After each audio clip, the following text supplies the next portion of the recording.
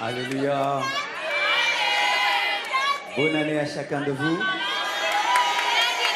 Que Dieu vous comble de ses grâces. Prions le Seigneur. Seigneur Dieu de gloire, bénis cette exhortation, bénis ton peuple, au nom de Jésus. Amen. La Bible nous dit dans 1 Samuel 1, verset 26, Anne dit, mon Seigneur, pardon, aussi vrai que ton âme vit, mon Seigneur, je suis cette femme qui me tenait ici près de toi pour prier l'Éternel.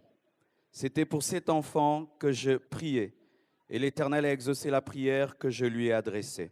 Aussi je veux le prêter à l'Éternel, et il sera toute sa vie prêté à l'Éternel, et ils se prosternèrent là devant l'Éternel. Acclamons la parole de Dieu. Alors, tout d'abord, avant d'entrer dans le texte, j'aimerais dire quelque chose, que la musique congolaise est en train d'atteindre un autre niveau. Vraiment, ces enfants, c'est une bombe. C'est le futur du Congo, c'est la relève. Et vraiment, Mike, ta relève est prête. Et je bénis Dieu, je me suis assis à côté de Denis Ngonde et j'ai vu comment est-ce qu'il était touché de voir des enfants chanter ces cantiques avec une telle onction. La relève est là.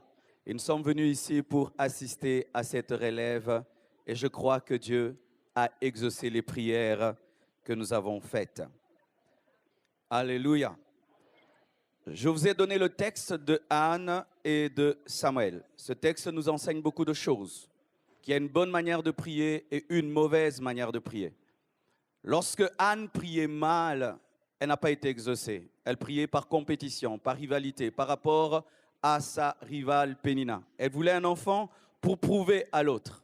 Et tant que Anne voulait prouver quelque chose à Pénina, Dieu ne la bénissait pas. Jusqu'à ce qu'elle a arrêté de chercher à prouver quelque chose à quelqu'un, mais a voulu vivre pour la gloire de Dieu. Amen. C'est vrai que nous sommes dans une compétition, mais sachez que le principe de Dieu, c'est la non-compétition. Amen. Faites tout pour la gloire de Dieu, chantez pour la gloire de Dieu, et Dieu se servira de vos vies pour sa gloire. Amen. Et lorsqu'elle a arrêté de demander pour elle, elle a dit, si tu me donnes un enfant, je te le donnerai. Elle s'était rendue compte que Dieu aussi avait un problème. Le Dieu que tu pries a un problème. Autant tu as un problème, Dieu a un problème. Dieu avait besoin d'un prophète, Anne avait besoin d'un enfant. Ainsi, lorsqu'elle a demandé un enfant qu'elle devait redonner, il y a eu la solution à ces deux problèmes. Elle a eu un fils et Dieu a eu un prophète et chacun était content. Lorsque tu pries, lorsque tu demandes, pose-toi toujours une question, est-ce que Dieu va se retrouver dans mon exaucement? Il faudrait lui donner un enfant qui sera un prophète. Ce sera ton enfant, ce sera son prophète. Et lorsque Anne a donné le seul enfant qu'elle avait, Dieu lui a donné 5 de plus. Elle a eu 2 filles et encore 3 garçons. Samuel te donnera toujours des petits frères. Chaque fois que tu vivras pour la gloire de Dieu, tu seras béni. Et chaque fois que tu vivras pour ta propre gloire, tu seras stérile. Tu vas être fécond dans la vie, vis pour la gloire de Dieu. Tu vas être stérile, vis pour toi.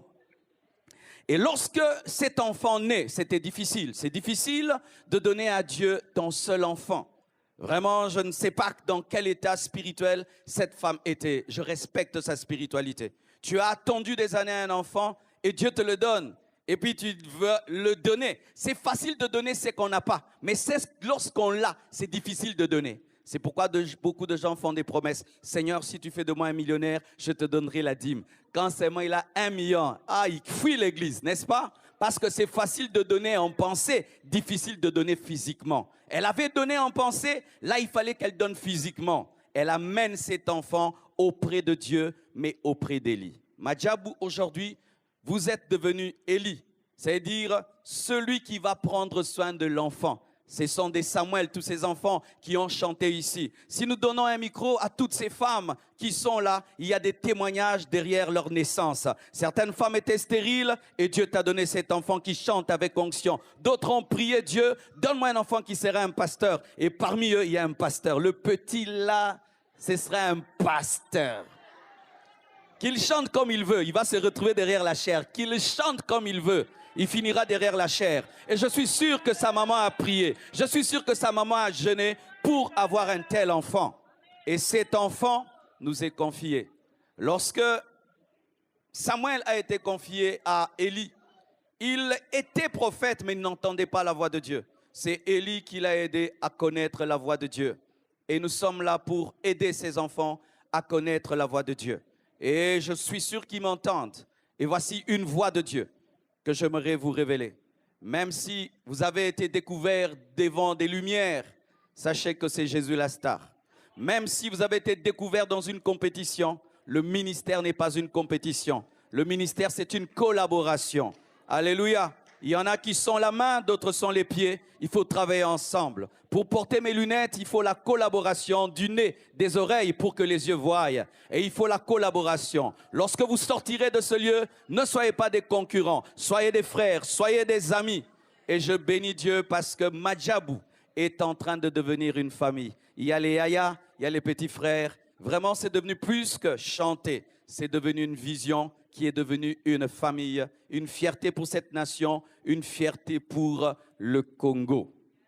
Mais retenez ceci, même si tu es découvert dans une compétition, la vraie vie n'est pas une compétition. La vraie vie, c'est une adoration. Soyez des adorateurs, car tu peux être premier aux yeux des hommes et tu es dernier aux yeux de Dieu. Et tu peux être dernier aux yeux des hommes et tu es premier devant Dieu. Certains ici seront premiers, mais dans la vraie vie, il y aura d'autres premiers.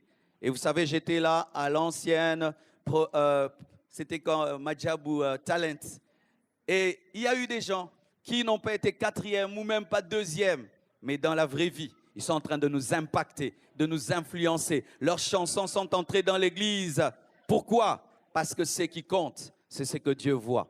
C'est pourquoi faites tout pour la gloire de Dieu. Et encore, bonne année. Que Dieu vous bénisse.